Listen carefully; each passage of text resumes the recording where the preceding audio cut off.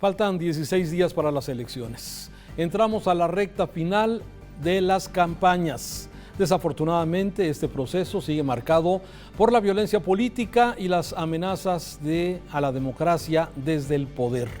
84 políticos asesinados, 32 de ellos candidatos a un puesto de elección popular. El mecanismo de seguridad creado por el gobierno, un rotundo fracaso. Un presidente concentrado en la operación electoral en favor de Morena y en atacar diario al árbitro de la contienda. En este contexto, vemos el desplome morenista en las preferencias electorales. A este paso, no es difícil suponer que tendremos una jornada electoral y postelectoral plagada de señalamientos, de fraudes, acusaciones contra el INE y demandas para anular la elección. Cuidar la democracia es obligación de todos, pero antes que nada, la máxima autoridad del país, quien desafortunadamente optó por transgredir la ley y enturbiar este proceso.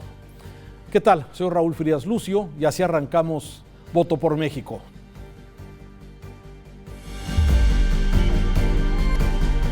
Voto por México. Los candidatos entran de lleno a la recta final de sus campañas. Las preferencias electorales parecen definidas en la mayoría de los estados que cambian de gobernador. Hay ajustes y reacomodos relacionados con la lógica del voto útil en al menos 5 entidades. Vamos con los datos. Datos y análisis. Saludo con mucho gusto a Luis Carlos Ugalde, director general de Integralia, en esta colaboración con Mega Noticias y que le doy la bienvenida.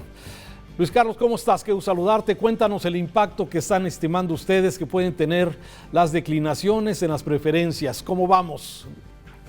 Raúl, buenas tardes. Pues está empezando el periodo final de las campañas. Ahora sí estamos a 2 semanas. Sí. Es decir, en 2 semanas que estemos platicando aquí, Raúl, las campañas habrán terminado el día anterior. O sea, ya estamos en los últimos 15 minutos del partido. Y lo que está empezando a ocurrir, como siempre, es que los candidatos que se dan cuenta que no tienen ninguna posibilidad y que lo sabían desde el inicio, ninguna posibilidad, algunos están acomodando, es decir, están declinando. Esta semana, en los últimos 10 días, hemos tenido varias declinaciones. Tenemos una lámina que queremos mostrarles, en donde mostramos algunas de ellas. Quizá la más notoria, Raúl, haya sido la declinación de Ricardo Burs, el candidato de Movimiento Ciudadano en Sonora, un candidato que tenía mucha aceptación porque es un candidato muy atractivo, muy fresco, y hace unos días declinó a favor de Ernesto Gándara, el candidato de la coalición del PAN-PRI-PRD. Una declinación muy relevante porque en Sonora el candidato de Morena es Alfonso Durazo. Alfonso Durazo llevaba una ventaja de 4 o 5 puntos sobre Gándara, y todos estiman que con esta declinación o esta suma de Eduardo Burs, Ernesto Gándara puede ganar la elección con facilidad. Una elección competida, pero donde Gándara tendría como el sprint final favorecedor porque genera una suma de buenas voluntades a su candidatura. Esta es la más importante de todas. Hay otras de menor importancia porque, por ejemplo, Tomás Saucedo del Partido Verde en Sinaloa se suma a Rubén Rocha, pero Rubén Rocha es el candidato puntero en Sinaloa, aunque en Sinaloa la elección se está cerrando y el candidato Mario Zamora del PRI viene subiendo, sigue siendo el líder Rubén Rocha, así es que esta declinación es simbólica, pero no es tan relevante. En el caso de Michoacán, Abraham Sánchez, candidato de redes sociales progresistas, es un candidato irrelevante. De hecho, los candidatos de redes sociales progresistas han resultado bastante irrelevantes en todo el país. No hay un solo candidato, Raúl, que para gobernador esté jugando un peso interesante, sea un perfil nuevo, genere atracción, de tal forma que esta declinación en Michoacán es irrelevante. Por cierto, quiero resaltar que hoy sale una encuesta en el diario El Reforma, en primera plana, en donde muestra que en Michoacán, que es una tierra con una enorme fortaleza de Morena, el candidato del PRI ya superó al candidato de Morena, y parece que, según esto, va a ser una elección muy cerrada, pero ya el PRI va arriba de Morena en Michoacán, algo muy sorprendente. En el estado de Zacatecas es algo también muy interesante. Viviana Lizardo declina a favor de Claudia Anaya, la candidata del PRI-PAN-PRD. Aquí es interesante porque quizá mucha gente no lo sabe, pero Claudia Anaya empezó 20 o 30 puntos abajo en la contienda, Quiero además decir que, además de ser una mujer inteligente, es una mujer con capacidades diferentes. De hecho, anda en silla de ruedas. Y lo digo no porque sea relevante, lo digo simplemente porque simbólicamente hablando, en pocas ocasiones se tiene que un político que se lanza a una candidatura a gobernador tenga estas capacidades diferentes. Y ella ha logrado remontar y está a pocos puntos del candidato líder, que es el candidato de Morena, David Monreal, hermano de Ricardo Monreal. Y no dudes, Raúl, que pueda generar un momentum y acabar ganando. Se ve difícil, sí, pero simplemente lo resalto porque esta es una elección que también se ha cerrado notoriamente. Estas son algunas de las declinaciones que han ocurrido en los últimos días y seguramente en las próximas semanas, bueno, quedan 2 semanas, en la próxima semana vamos a ver otras más, sobre todo por el tema del voto útil. Claro. El voto útil, como todos sabemos, es un voto que se hace sobre todo a favor de los partidos que compiten contra los partidos grandes. Y en esta elección, por razones obvias, el voto útil va a ser en contra de Morena. Entonces, seguramente esto lo veremos en los próximos días y esto va a generar que las elecciones de gobernador van a quedar más niveladas y competidas de lo que pensábamos. Oye, Luis, déjame algunas dudas. A ver, en el caso de Sonora, que hacías mención que es lo más relevante, de que renuncia a Burs y se suma, digamos, a Gándara, pero los votos que tenía Movimiento Ciudadano se suman automáticamente, o sea, la gente que tenía una simpatía por Burs y MC, ¿se suman automáticamente a Gándara? No, esto no ocurre. De hecho, Movimiento Ciudadano ya nombró a un candidato sustituto que va a ser el que reciba los votos de Movimiento Ciudadano. Las boletas electorales ya no se pueden reimprimir, es decir, la boleta electoral va a decir Ricardo Burs, pero realmente el candidato oficial es otro ya. Lo que ocurre en este caso, en donde el candidato Burs era un candidato con personalidad propia, es que su declinación probablemente haga que buena parte de sus seguidores acaben por trasladarse a Ernesto Gándara. No todos, porque otros se van a sentir decepcionados, van a decir esto fue un engaño y a lo mejor algunos se van con Durazo. Pero yo estimo que probablemente un 60-65% de los que iban a votar por Burs acaben haciéndolo por Ernesto Gándara. Sí. Oye, en el caso de Zacatecas, este caso que mencionabas, a ver, el tema de la nalgada, por ejemplo, ¿influye en el electorado? Bueno, esta candidata que declinó a favor de Claudia Anaya, entre sus razones dice que David Monreal es un cacique, es un macho y es un provocador. Y aquí quiero decir que efectivamente los Monreal tienen un cacicazgo en Zacatecas, es decir, como la vieja mafia, en donde una familia gobierna por décadas y han sido presidentes municipales y uno fue gobernador y otro va a ser gobernador. Por cierto, han sido acusados algunos de los hermanos Monreal de vínculos con el crimen organizado. Hay que decirlo, no estoy diciendo que sea cierto, pero ha sido una de las acusaciones que se han hecho. Y probablemente esa nalgada que se vio hace 3 semanas pueda parecer desapercibida, inocua. Pero también hay gente que piensa que es un estilo político de dominación, de cacicazgo, de frivolidad. No lo sé, no quiero juzgar, no quiero exagerar algo, pero también es cierto que puede ser indicativo. Lo que sí me queda claro es que los Monreal se comportan y actúan, y en parte lo hacen porque tienen el poder político y económico como dueños de un rancho grande. Y ese estilo político de los caciques se traduce comúnmente en un estilo de gobernar. Entonces los electores de Zacatecas sabrán que votando por esa persona probablemente voten por un cacique, y los caciques comúnmente son patrimonialistas. Y no les gustan los contrapesos y eso hay que tenerlo en el radar. Oye, ahora, pero hay casos, por ejemplo, a ver, Guerrero, Luis Carlos, Félix Salgado no es su hija, es es un ejemplo de cacicazgo, es un ejemplo también de estos mismos ejemplos, pero bueno, parece que el electorado muchas veces no reacciona como a veces pensaríamos nosotros. Sí, es desafortunado, Raúl. El caso de Guerrero es muy lamentable, muy triste y tiene que ver mucho con la naturaleza de la cultura política de la sociedad. Guerrero es una de las sociedades con una cultura política más tradicional, de violencia, de agresión, propicia a la corrupción. Esa es la realidad de Guerrero, y en esa realidad es que Félix decide que su hija sea candidata, lo es, y sigue teniendo 40 puntos de aprobación, de intención del voto. Por cierto, en Guerrero, Félix Salgado inició con 30 puntos de ventaja y hoy la distancia que separa a su hija del candidato del PRI es de 6 puntos. Esto hay que decirlo porque se ha cerrado mucho, pero no lo suficiente, porque en cualquier país civilizado que un padre deje a su hija es un escándalo, por cierto, y para quienes nos ven y digan es que por qué solo critican a Morena y no critican al pasado. Bueno, cuando Rafael Moreno Valle, que en paz descanse, en Puebla, dejó a su esposa de candidata, a mí me pareció escandaloso y yo lo critiqué acremente. Esto es terrible. Cuando Miguel Ángel Yunes en el estado de Veracruz deja a sus hijos de candidatos a alcaldes, me parece lamentable. Es decir, esto aplica en todos casos. Cuando Vicente Fox en el 2000 exploró si su esposa podía ser candidata a la presidencia, era igualmente criticable. Y esto de Guerrero me parece vergonzoso, penoso que esté ocurriendo. Oye, ahora déjame pasar a otros temas. En 16 días pueden cambiar las cosas y te lo pregunto por la insistencia del presidente de participar, de estar en la jugada electoral. Sí, por supuesto que pueden cambiar las cosas. El presidente está tomando acciones muy desafortunadas, está metiendo la mano. Lo que ocurrió ayer de haber solicitado la orden de aprehensión de un gobernador cuando la Corte ya dijo que tiene fuero, me parece una de las acciones más violentas contra el Estado de Derecho que yo tenga memoria. Que el senador Ricardo Monreal hoy haya dicho que hay que desaparecer poderes, que tiene poderes, que se tiene que desaparecer poderes en Zacatecas, en Tamaulipas, perdón, me parece desafortunado.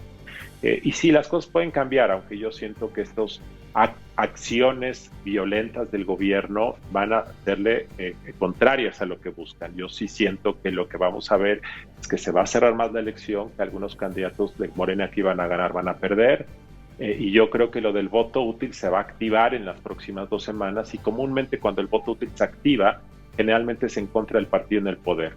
Fue en contra del PRI en 2018, es probable que hoy sea en contra de Morena, Raúl. ¿Cómo se fomenta el voto útil? A ver, y te lo pregunto porque, por ejemplo, hay personas, Luis Carlos, que tienen, por ejemplo, su preferencia por, no sé, PRI, PAN, Verde, X, sí, pero te das cuenta que tu candidato en tu estado no va a dar, o sea, no va a llegar, ¿sí? Entonces, o sea, ese voto útil, de alguna forma, ¿cómo medirlo? ¿Cómo tomar esa mejor decisión de que tu voto pues sirva, sea de utilidad, ¿no? O sea, el voto útil existe cuando quieres impedir que alguien gane. Y antes el voto útil era en contra del PRI. En el 2000, cuando Fox quería ganar la presidencia, le dijo a Cárdenas, tú vas en tercer lugar, no vas a ganar nunca. Pero si tú le dices a tus seguidores que voten por mí, yo sí voy a ganar y vamos a impedir que el malo de la película, que en aquella época era el PRI, gane. Y se activó el voto útil y Fox ganó. De tal forma que en este momento hay un segmento de los candidatos que considera que el enemigo a vencer es Morena, y entonces le piden al tercer lugar que decline a favor de ellos. Eso es lo que está pasando con el llamado Movimiento Ciudadano en muchas entidades. Decirle al Movimiento Ciudadano, si tú no vas a ganar, deja que yo el segundo lugar lo haga. Entonces lo que se ha detonado es una campaña, y en general, Raúl, el voto útil anti-Morena en esta elección es el voto por la coalición PAN-PRI-PRD, salvo excepciones como es el estado de Jalisco, donde Movimiento Ciudadano es un partido muy fuerte, pero fuera de Jalisco, en el resto del país, grosso modo, el voto útil anti-Morena es a favor del PAN-PRI-PRD. Incluso hay entidades donde MC puede ganar la gobernatura, como es Nuevo León o como es Campeche. Pero aún en esas 2 entidades donde sus gobernadores pueden ser de MC, a nivel de diputado federal, los candidatos competitivos son los de la coalición PAN-PRI-PRD. Ahora, muchos van a decir, Raúl, oye, el voto útil es el voto a favor del partido que va a ser mejor por el país, y para muchos el voto útil será que Morena vuelva a ganar. Bueno, depende cómo lo entienda, pero yo estoy entendiendo el voto útil como un voto estratégico para impedir que un partido indeseable gane la selección.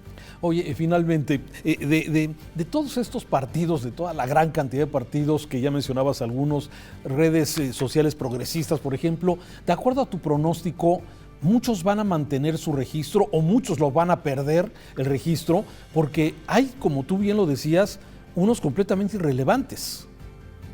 Yo tengo la intuición de que ninguno de los partidos nuevos tiene ninguna personalidad propia, no ha generado ningún ánimo, ningún debate relevante, y al contrario, algunos de ellos han hecho el ridículo porque algunos de sus candidatos, como Alfredo Adame, ha salido con grabaciones donde está tratando de mostrar actos de corrupción o de sobornos. Entonces, yo no he visto en esta ocasión que ninguno de los tres nuevos tengan personalidad propia y tampoco veo que puedan ofrecer diferente.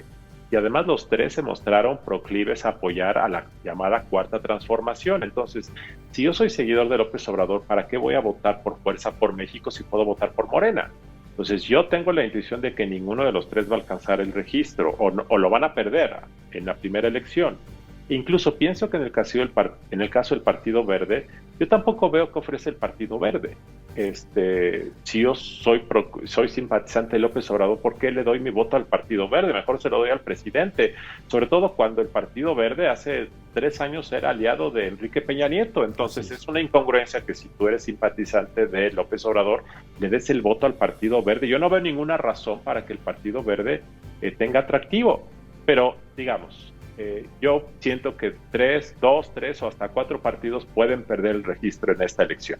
Bien, y bueno, déjame, ahora sí te digo que es la última. A ver, el uso faccioso de las instituciones del gobierno, por ejemplo. A ver, lo vimos en el sexenio de Peña Nieto, utilizar también la Fiscalía para acusar a Ricardo Anaya, en aquel entonces candidato a la presidencia, y realmente esa acusación de que recuerdo de unas inversiones de unas bodegas en Querétaro, algo así, si mal no me acuerdo, sí, y de alguna forma pues eso hizo que el candidato se descarrilara su candidatura. Hoy vemos que se está utilizando lo mismo, la Fiscalía, para, bueno, de alguna forma golpear al tema de Samuel García Nuevo León. Hoy vemos el caso de Tamaulipas, independientemente de que sea culpable o no, que no tengo yo mayor información al respecto, pero utilizar en este momento las instituciones con un fin político electoral, ¿o cómo lo ves tú, Luis Carlos?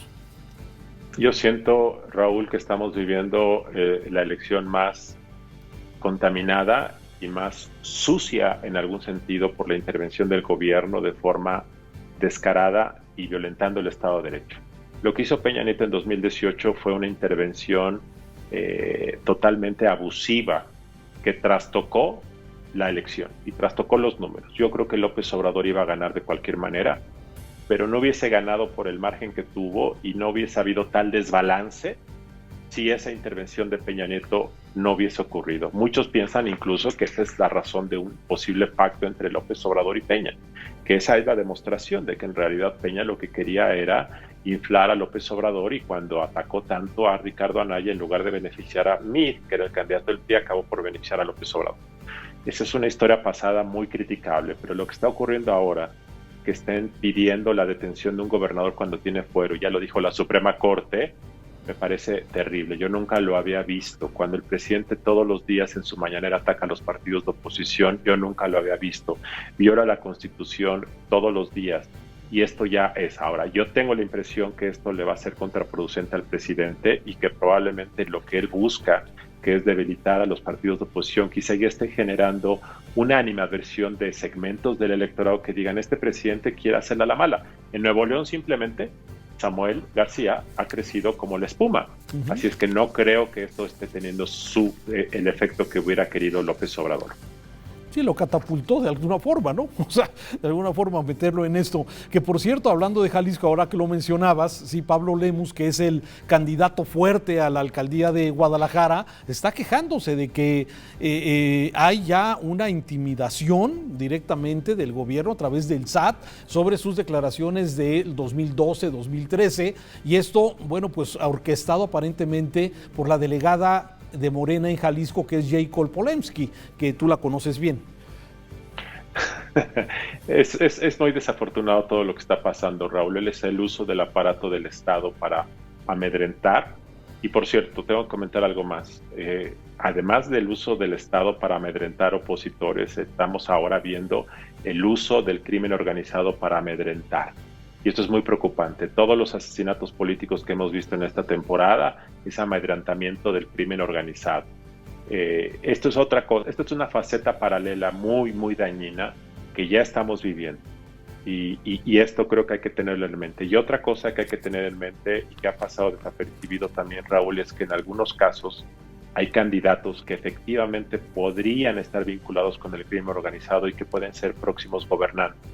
Me refiero sobre todo al caso de San Luis Potosí, un caso en donde un candidato del Partido Verde puede ser el próximo gobernador. El día de hoy el periódico Reforma trae en su primera plana la noticia de que Octavio Pedrosa, que es el candidato de la coalición PAN-PRI-PRD, y Ricardo Gallardo, candidato del Partido Verde a gobernadores de San Luis Potosí, están empatados en 38 puntos. Cualquier cosa puede pasar, la moneda está en el aire, pero a mí me preocupa muchísimo que por primera vez alguien que ha sido señalado por más de 10 años como presunto integrante de grupos del crimen organizado pueda ganar la gubernatura, y eso es la penetración ya directa que podemos tener en las esferas del poder político en México. Caramba. Luis Carlos Ugalde, vamos a regresar contigo en un rato. Muchas gracias. Vamos a continuar en este programa, hablar un poco con algunos de los aspirantes en esto que nos has tú dado esta radiografía excelente. Vamos, si te parece, vamos a hacer una pausa comercial y vamos a regresar con mucho más. Gracias. Con peras y manzanas. El voto es universal, libre, secreto, directo, personal e intransferible. Es probable que te ofrezcan un regalo a cambio de tu sufragio. Aceptarlo no te obliga a votar por un partido, coalición o candidatura determinada. Si durante las campañas, en el periodo de reflexión o el día de la elección, te ofrecen o prometen dinero, alimentos, materiales de construcción o cualquier otro bien, solo piensa que al emitir tu voto, solo tú sabrás a quién eliges. El voto es libre y secreto. El valor del voto. En la jornada electoral del próximo 6 de junio se renovarán 1,139 cargos en Michoacán. Los ciudadanos saldrán a elegir gobernador que sustituirá al perredista Silvano Aureoles Conejo, quien llegó al cargo el 1 de octubre de 2015. Se elegirán también 40 diputaciones estatales, 24 de mayoría relativa y 16 de representación proporcional, así como 112 presidencias municipales, sin contar al municipio de Cherán, que se rige por usos y costumbres. También se elegirán 112 sindicaturas, 874 regidurías, de las cuales 503 son por mayoría relativa y 368 por representación proporcional, por un periodo de 3 años. Informó para Mega Noticias Blanca Padilla.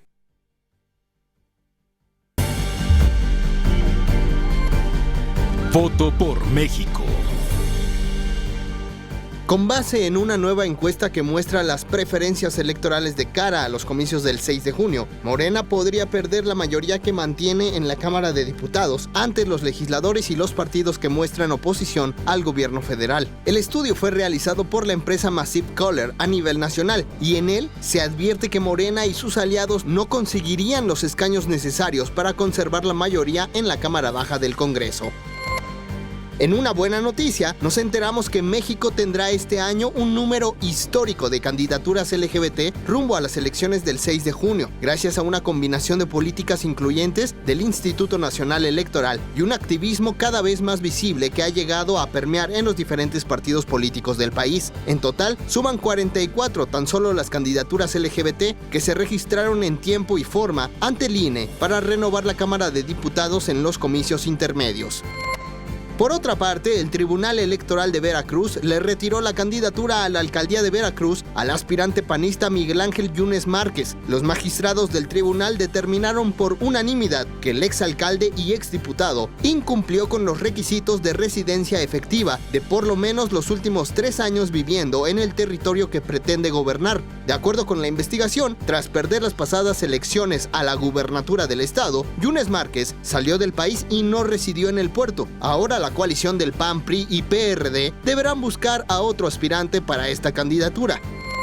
Y cerramos con la que posiblemente es la nota de la semana. Ricardo Burs, candidato de Movimiento Ciudadano a la gubernatura de Sonora, anunció que se baja de la contienda y se suma al proyecto de Ernesto Gándara, del PAN, PRI y el PRD. El ahora ex aspirante aclaró en una carta publicada en sus redes sociales que no se trata de una declinación, sino de lo que él llamó un acuerdo de unidad. Debido a lo anterior, Movimiento Ciudadano anunciaron a Manuel Scott como el reemplazo de Burs para competir por la candidatura de la entidad.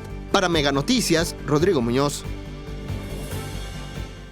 Y ahora nos vamos a Sinaloa. Pero, ¿quién es Mario Zamora Gastelum, candidato del PRI, PRD, PAN al gobierno de Sinaloa?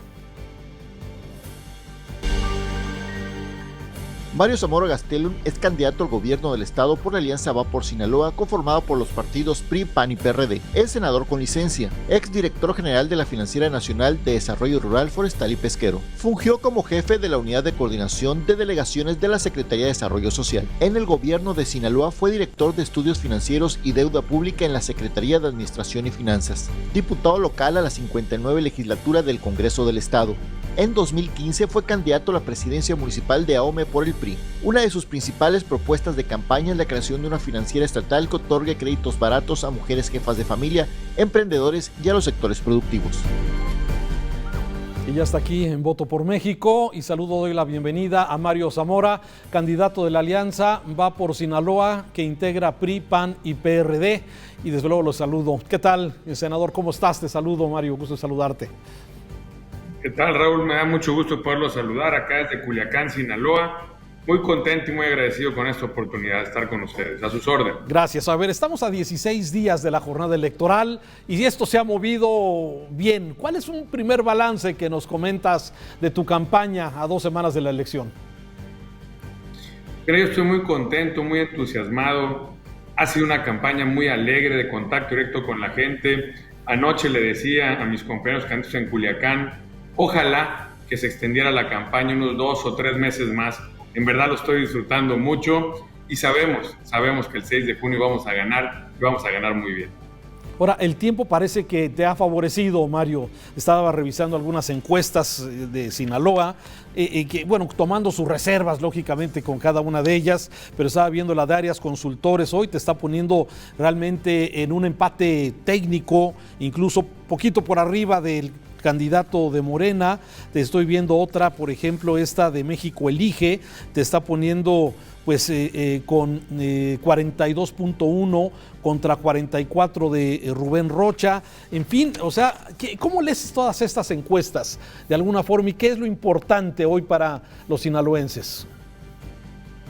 Estoy muy contento, tengo que reconocer, empezamos muy atrás al inicio de la campaña, pero esta campaña nos ha permitido poder llegar de manera directa con la gente, que la gente escuche nuestras propuestas, que nos conozca mejor, y cada vez son más los que se han involucrado en el proyecto, en sumarse con nosotros. La gente quiere que a Sinaloa le siga yendo bien, quiere avanzar, quiere mejorar, quiere progresar. Nadie quiere quedarse estancado, nadie quiere un Sinaloa dormido, nadie quiere un Sinaloa en retroceso. Por eso estamos muy contentos, muy animados, respetamos todos los estudios de opinión, todas las encuestas, todas, por cierto, nos ponen siempre a nosotros en ascenso. Acá se dice muy común, el caballo que alcanza gana. Aquí ya alcanzamos, ya rebasamos y vamos a ganar el 6 de junio. Vamos a ganar. Bien, platícanos un poco de Sinaloa, de ese Sinaloa que tú ves, de ese Sinaloa que le duelen muchas cosas igual que a este país. ¿Qué es lo que te pide la gente y qué es lo que de alguna forma desde una gobernatura se puede hacer, Mario Zamora? Mira, la verdad que el sinaloense tiene características muy especiales. Y efectivamente, la gente, ¿sabes qué es lo que más nos pide? Sí, nos pide oportunidades para poder seguir adelante con su trabajo. Por eso la creación de esta financiera estatal que conocemos muy bien, traer dinero barato del mundo, no para el gobierno, sino para los sinaloenses, para la señora que vende ropa de casa en casa, para el campesino, para el pescador, para el ganadero, para la señora que pone uñas, para la que tiene una estética, para el taquero, para la que tiene una fonda, para todo aquel que quiere seguir adelante por su esfuerzo, sus ganas y su talento. Crédito barato para que gane el que trabaja y no el que presta. Hay momentos que el financiamiento en México tiende a ser muy caro y ha desaparecido la banca de desarrollo. Por eso muy entusiasmada la gente con este proyecto. Oye, ahora, eso lógicamente viene amarrado con tu experiencia como funcionario del tema de créditos, precisamente. Claro que sí, me tocó ser fundador en su momento de la Financiera Rural, llegué a ser el director general, conocemos muy bien, y como bien lo dijo Mohamed Yunus, que fue el creador del Grameen Bank, que ganó no el Premio Nobel de Economía, pero sí el de la Paz. Hace poco estuve con él en el Senado y decía, si solo tuviera una herramienta, solo una, para generar desarrollo, para combatir la pobreza, utilizar el crédito. Eso es lo que vamos a hacer en Sinaloa y eso es lo que la gente quiere. Crédito barato, insisto, barato, para salir adelante por su esfuerzo, sus ganas y su talento. Bien, ahora, seguridad. Seguridad le duele a todo el país, Mario, pero concretamente, Sinaloa tiene como un contraste, ¿no? Es gente sumamente trabajadora, tiene áreas de oportunidad también en el área de seguridad. ¿Sí? ¿Cómo lograr esto? O sea, ¿cómo lograr una paz en un estado donde también, pues muchos de los criminales ahí viven, ahí tienen sus familias? ¿Cómo darle paz a un estado como Sinaloa? Mira, Raúl, la seguridad siempre es un tema inconcluso. Nunca se termina el reto de la seguridad. Hay que reconocer que en Sinaloa han venido bajando los índices delictivos. El de robo a mano armada, el de robo de vehículos, el de robo a casa habitación. Y es cierto, hay otros que se han incrementado, hay un tema particular con los desaparecidos, hay un tema pendiente con los desplazados por la violencia y hay un tema pendiente que tiene que ver con el feminicidio, la violencia intrafamiliar contra las mujeres. Yo lo he dicho, en mi gobierno vamos a gobernar con mujeres, para las mujeres y desde una perspectiva de mujeres. No entiendo el desarrollo de Sinaloa si no es teniendo a las mujeres al frente. Por eso te pongo un ejemplo muy particular. Vamos a desarrollar una plataforma, una aplicación en el celular. No todas las mujeres tienen celular, pero la gran mayoría sí. Para que tengan una aplicación en su celular y en el primer momento en que se sientan inseguras, en que vean que puede darse una situación que las ponga en una situación compleja, puedan aplastar un botón de pánico desde su celular, donde nadie se da cuenta, y que la autoridad más cercana, como cuando mandas llamar un Uber, por ejemplo, la autoridad más cercana, georreferenciada, llegue y se presente al lugar en auxilio a esa mujer. Tenemos que pensar en soluciones del siglo XXI. La seguridad, por supuesto, pasa por tener más policías, por tener mejores policías, por tener mejores sueldos para las policías, por tener un servicio civil de carrera en las policías, por tener un fondo de vivienda, por tener un fondo, un seguro de vida y que cuando ellos pierdan la vida, sus viudas estén bien protegidas, pero también pasa por el tema de la cultura, por el tema del deporte, pasa por el tema económico. Yo lo digo con mucho respeto, hay que entender a un padre que tiene 2, 3 meses sin trabajo y se le enferma una hija, bueno, requiere el medicamento y es capaz de hacer cualquier cosa. Nuestra visión es integral y vamos a darle la certeza a la sociedad sinaloense de que habrá paz, de que habrá tranquilidad y de que habrá mucho desarrollo para las familias sinaloenses. En tema de salud, ¿cómo resolverlo? Te lo pregunto y lo ligo un poco con la pandemia. Si tú has sido diputado anteriormente, has hecho campañas y ahora hacer una campaña en medio de la pandemia, me imagino que es algo complejo, difícil, buscando innovación, pero nos seguimos encontrando que a pesar de que tenemos esta pandemia, seguimos viendo que tenemos un sistema de salud muy básico y que necesitamos dar un cambio en este sentido. Claro, ¿y qué aprendimos también con la pandemia? Que es importante atender el primer nivel. Centros de salud con médico y medicamento disponible para la gente, para que al primer síntoma te puedas ir a atender. A ver, Raúl, si a mí me da una gripa, yo de gripa no me muero. Y si voy y me atiendo la gripa, no sale muy caro curarte la gripa. Pero si no te curas la gripa y te da neumonía, de neumonía sí te puedes morir. Y curarte la neumonía puedes acabar hasta en un hospital. Atender el primer nivel y pensar en cosas del siglo XXI. Además, en estos centros de salud, que tengan médico y medicamento, que haya ginecólogo, que haya pediatra, que atiendan sábados y domingos, porque muchos de la demanda es mujeres embarazadas e hijos, que las mujeres que trabajan solo el fin de semana los pueden llevar. También hay que ponerles internet y aspirar a tener un expediente clínico digital donde podamos tener servicios a través del internet donde no sale tan caro, donde puede disminuir costos y donde el diagnóstico puede ser mucho más certero y oportuno. Vamos a hacer de la salud, porque así lo entendemos, una prioridad para los sinaloenses. ¿Cómo hacer todo esto cuando estamos en medio de una gran austeridad de parte del gobierno federal? Se han reducido las transferencias económicas a los estados. No conozco el caso en concreto de Sinaloa, pero me imagino que igual que todo el país hay menos dinero del gobierno federal, no hay recursos suficientes estatal. ¿Cómo hacer este balance? ¿Cómo encontrarlo? ¿Cómo va a ser en caso de que seas gobernador? Hay que ser creativos, hay que utilizar una reingeniería clara para poner los recursos donde se requieren. Y también hay que pensar en poder modificar el convenio de coordinación fiscal que data desde hace mucho tiempo atrás. En términos generales lo digo, quién cobra los impuestos y quién los reparte. Y no es tirando la mano pidiendo más dinero, no, sino pidiendo mayor responsabilidad. Es decir, que el Estado puede involucrarse más en el cobro de impuestos y que de hacerlo mejor que la Federación podamos repartirlo de manera distinta. Creo que los sinaloenses únicamente solicitamos lo que nos corresponde, no más ni menos, solo lo que nos corresponde, por supuesto, de manera austera, de manera transparente, de manera clara y rindiendo cuentas a los sinaloenses y a cualquier autoridad. ¿Estarías estarías a favor de renovar el pacto fiscal con la Federación? ¿Formarías parte de estos gobernadores federalistas, como se les ha llamado? Yo creo que hay que más bien ponerlo en perspectiva y es un buen momento de poner sobre la mesa la discusión de la situación fiscal en México.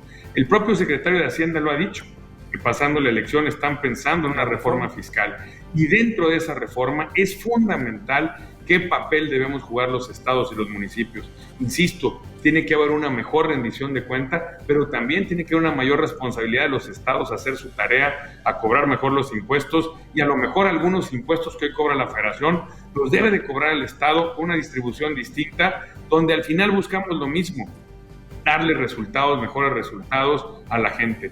Yo sé que el gobierno federal está comprometido con los mexicanos, el gobernador de Sinaloa estará con los sinaloenses, pero gracias a Dios los sinaloenses somos mexicanos, así que aquí estamos en un encuentro, embonados totalmente en la responsabilidad. ¿Cómo sería la relación con el presidente López Obrador? Yo espero que formidable. Yo he tenido algunos encuentros con él. Es el presidente de todos los mexicanos, a mí me cae muy bien. Además compartimos el gusto por el béisbol. En su momento lo reté a un jueguito de los senadores contra el Poder Ejecutivo. Debo de decirlo, gracias a Dios, la mitad prácticamente del Senado son mujeres y con la otra mitad pues no alcanzamos a armar el equipo. Pero ya desde el gobierno del Estado vamos a armar un buen equipo y vamos a invitar al presidente a echar una buena cascarita verde a cómo nos toca. Órale. Oye, a ver, tengo comunicación con la audiencia de Culiacán, de Ahome, de allá de donde eres tú, y de Mazatlán también. Y hay algunos temas muy concretos, por ejemplo, el tema del desasolve que es necesario para el drenaje pluvial. Hay que recordar que Culiacán tuvo una inundación brutal luego de un huracán allá hace algunos años, 5 o 6 años si no me equivoco. Hablan de que el drenaje, por ejemplo, de la ciudad de Mochis está pues a punto de colapsar. A ver, estas acciones que a veces pareciera que son municipales o son estatales o son federales, ¿qué plan hay? ¿Qué harías? Ponernos a resolver las cosas. Efectivamente, hay responsabilidades municipales, estatales y federales, pero no nos vamos a esconder tras esa responsabilidad. Cumpliendo la ley, obviamente, vamos a convocar, vamos a buscar la manera de resolver. Hay temas fundamentales. En Culiacán tiene mucho que ver la pavimentación, al igual que en Mazatlán. A ver, hace 4 años, el alcalde Jesús Valdés pavimentó 250 calles en un año. La actual administración creo que ha pavimentado 1 o 2, un rezago tremendo. Por eso es que no podemos permitir, lo digo con respeto, que el desastre de Morena llegue a Sinaloa. Tenemos que ponernos a trabajar, a dar resultados. Es cierto, son problemas en muchos casos añejos, pero que se han recrudecido. Y hemos estado haciendo compromisos puntuales y directos. Vamos a las colonias populares, escuchamos a la gente, hemos sacado cuentas y nos hemos comprometido, por ejemplo, a tener el programa de pavimentación más grande más fuerte en la historia moderna de Sinaloa. ¿Por qué hace falta? Porque lo han pedido las colonias populares de todo el estado. También es cierto, hay en algunos casos problemas de drenaje, problemas de espacios públicos.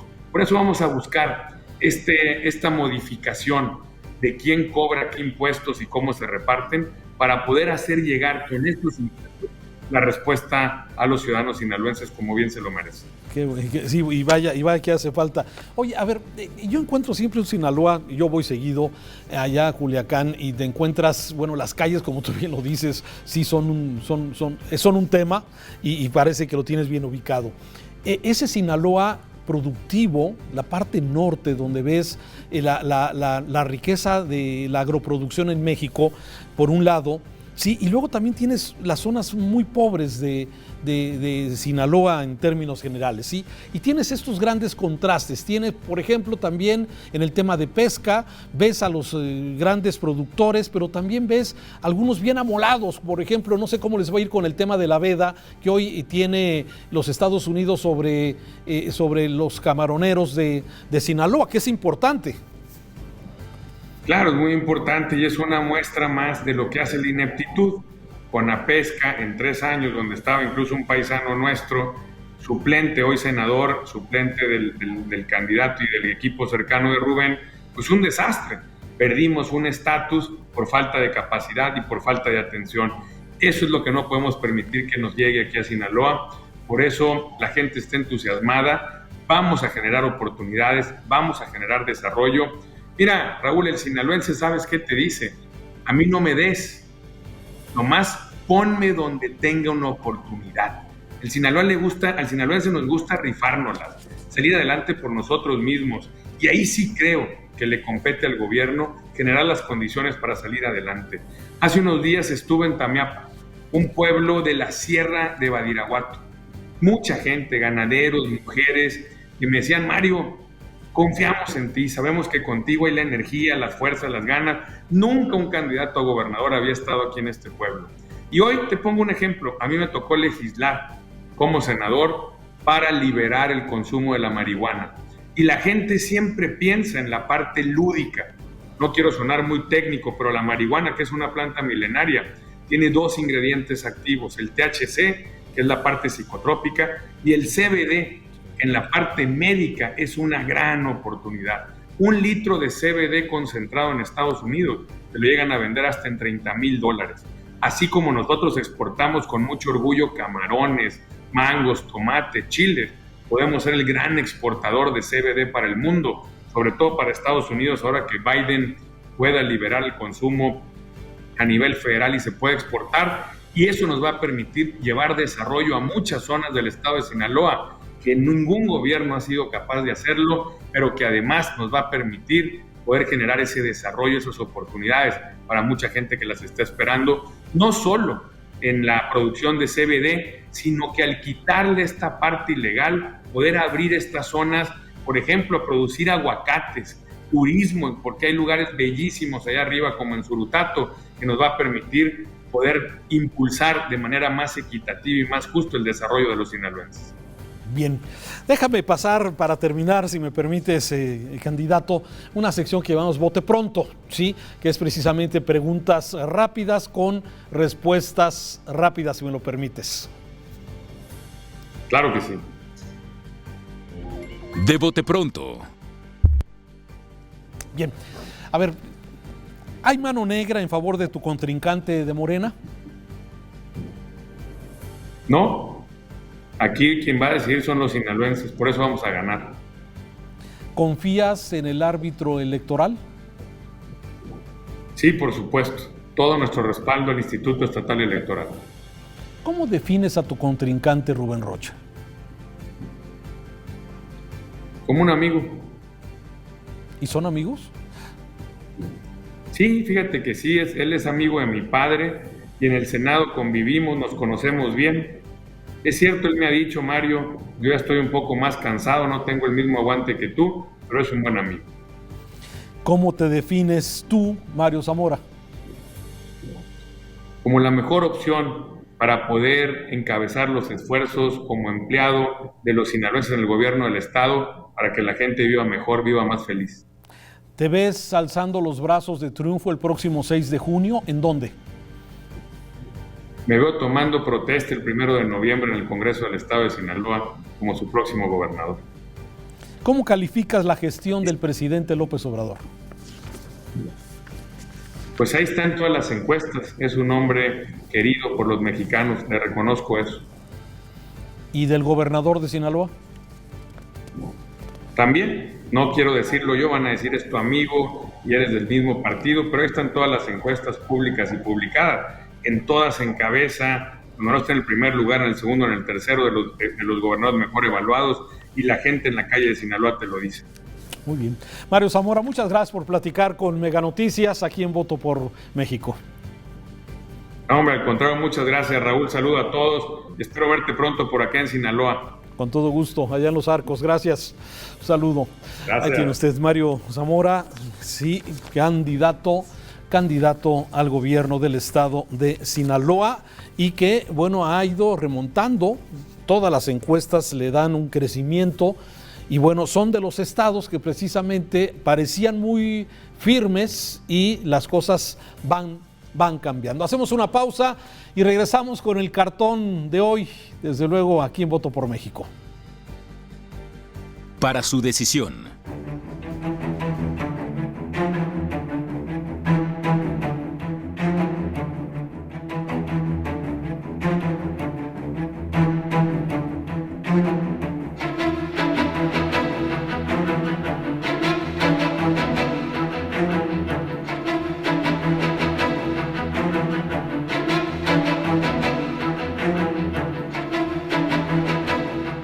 ¿Le haría usted la invitación? No, yo no quiero basura. ¿Y a Lupita Jones? Pues por eso no quiero basura.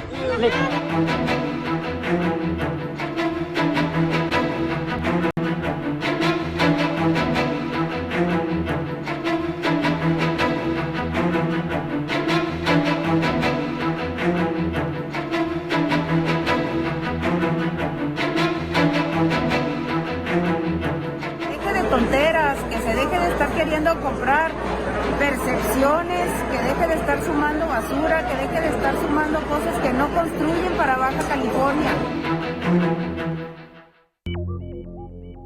Cartón electoral.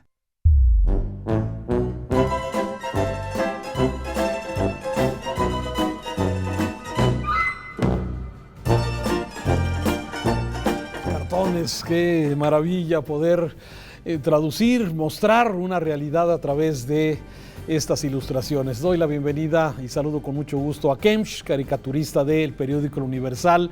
A este cartón que está viendo usted se llama Intromisión, precisamente una intromisión igual que la que protagonizó hace algún tiempo el expresidente Fox. Te saludo con muchísimo gusto. ¿Cómo estás, Kemsh? Gracias por aceptar esta entrevista. Pues aquí estamos a tus órdenes. El honor es para mí el que nos hayas invitado a estar aquí contigo presentando el material. Claro, muchas gracias. Oye, hay mucho, ¿no? Digo, hay mucho de dónde sacar y desde luego poder plasmar en una sola gráfica, poder de alguna forma plasmar toda una problemática. ¿Qué te inspiró que estábamos viendo este cartón? Fíjate que en realidad la caricatura es interpretativa. Yo procuro hacer caricaturas con muy poco texto, hacer caricaturas que la imagen te diga todo, o cuando menos te permita jugar con el lector y lo invites a que también le entre un poquito a una interpretación de tu trabajo. Este cartón pues viene de todo lo que nos está sucediendo. Me dijiste que lo que pasó hace algunos días, lo que pasó con Fox, pero lo que te puedo decir es de que esta maña de que la gente que está en el poder intervenga en las elecciones es de antaño, esto es de toda la vida. Entonces, cuando nos damos cuenta, el presidente está actuando de la misma forma de lo que criticó en su momento con los anteriores presidentes, pues es de donde se te ocurre este tipo de trabajo, ¿no? Es un poquito manifestar tu inconformidad porque las cosas siguen igual. Cuando votamos porque las cosas cambiaran y te das cuenta que es lo mismo, entonces es cuando se te ocurre este tipo de material. Sí, vaya. Oye, ¿y cómo defines el momento que estamos viviendo en México, Kemch? ¿Cómo lo definirías? ¿Polarización, intromisión? ¿Cómo lo ves? Fíjate que pues yo ya tengo toda la carrera de monero, tengo casi 40 años o más, estar en los medios, y casi el periódico que tú me digas es donde yo he tenido oportunidad de estar, desde el viejo 1+1 y todos estas pues grandes periódicos que hicieron parteaguas en el periodismo, y nunca me había yo enfrentado, nunca me había tocado vivir esta situación tan tirante que estamos viviendo actualmente. Para mí me da mucha tristeza, sobre todo la gente que amamos a nuestro país. Nos damos cuenta cómo se te empieza a desboronar hasta las relaciones familiares, no se diga profesionales, que eso a lo mejor lo que pudiéramos platicar, en donde los periodistas se empiezan a enfrentar entre sí, donde colegas empiezan a criticarte porque tú haces determinado trabajo. Eso es de dar pena, mano. Es muy triste. Más bien es una tristeza lo que está sucediendo, y yo como mexicano, la verdad, estoy muy molesto ante esta situación que está creando el mismo presidente al enfrentarnos entre nosotros mismos, ¿no? Que de alguna manera viene tal vez en el refrán que divide y vencerás. De ahí viene esto de que nos estemos pues acabando entre nosotros mismos. Entonces sí hemos estado padeciendo los comunicadores, y te hablo en este caso de los caricaturistas, hemos estado padeciendo muchos enfrentamientos hasta en el mismo gremio. Yo durante 6 años estuve como presidente de los caricaturistas y tuve la oportunidad de convivir con todos. Yo estaba ahí al frente de todo el gremio caricaturesco del país. Todos tus amigos. Y me tocaba con todos, sí, claro. Y me tocaba convivir con ellos en reuniones y todo, y bueno, siempre ha habido diferencias, porque las diferencias siempre se van a dar en todos los ámbitos de la vida, pero como se encuentran ahorita, donde ya muchos ya ni se hablan, es triste. A mí me está dando mucha tristeza lo que está pasando con mi país. Te agradezco mucho, Kemch, que nos hayas aceptado esta breve entrevista y mostrar algo de tu trabajo en el periódico Universal, y gracias desde luego por tu aportación a esto que es precisamente, como tú dices, la creatividad y bueno, la interpretación de cada uno de sus cartones. Gracias, Kemch. Te agradezco mucho la invitación. Gracias. Es tiempo de las claves electorales. Vamos precisamente con Luis Carlos Ugalde para cerrar. Claves electorales. Y regreso para terminar contigo, Luis Carlos Ugalde. Si las claves de esta semana, ¿qué ves? Bueno, veo el caso de Tamaulipas como un caso de polarización y de confrontación nacional. Como ya dije hace rato, es gravísimo lo que acaba de otorgar un juez cuando la Suprema Corte dijo que un gobernador tenía fuero. No estoy juzgando la probable culpabilidad o no del gobernador, simplemente estoy diciendo que se está violentando el debido proceso. 2, está pendiente el tema de los debates que faltan por resolverse. 3, como comentamos hace rato, veremos algunas declinaciones más. Y pues ya la próxima semana, Raúl, en realidad los votantes ya estarán tomando sus decisiones finales. Empezaremos a ver cierres de campaña, de tal forma que pues sí, la temporada electoral está por terminar en los próximos días.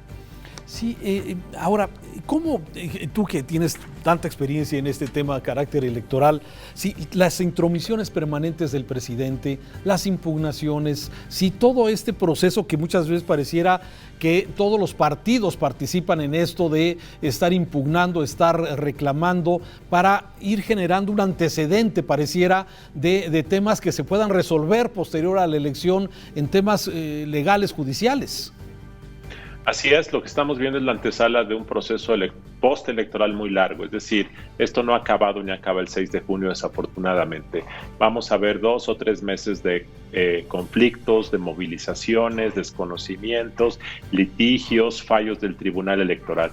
Falta mucho y desafortunadamente, aun cuando eso termine, va a quedar una mancha sobre el proceso electoral, porque reitero, para López Obrador, el INE ha hecho un mal trabajo, el INE es parte de un problema que él considera una institución neoliberal y creo que ese será el problema, que la elección en el agregado habrá conducido a resolver una elección y finalmente prevalecerá lo que la gente diga, algo bueno, pero quedará un mal sabor de boca en un segmento de la población por el desacreditamiento del proceso por parte del presidente.